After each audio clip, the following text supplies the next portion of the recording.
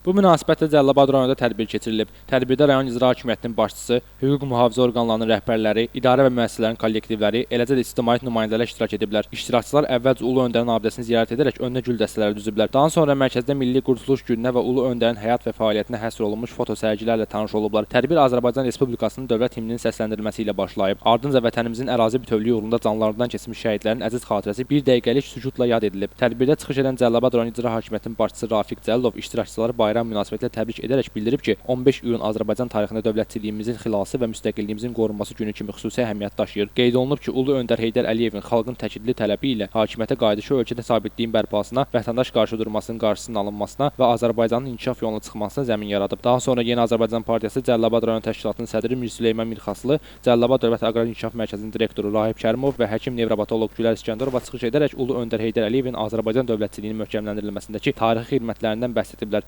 Çıxışlarda vurğulanıb ki, Heydər Əliyevin müəyyənləşdirdiyi siyasi kurs bu gün prezident tərəfindən uğurla davam etdirilir. Tədbir çərçivəsində Milli Qurtuluş gününə həsr olunmuş sənədli film nümayiş etdirilib. Sonda isə Lənkəran Astara Regional Mədəniyyət İdarəsinin Cəlilabad rayonu üzrə mədəniyyət nümayəndəliyinin solistlərinin ifasında konsert proqramı təqdim olunub. İlqar Mustafayev, Yusif Əliyev bu gün informasiya proqramı üçün.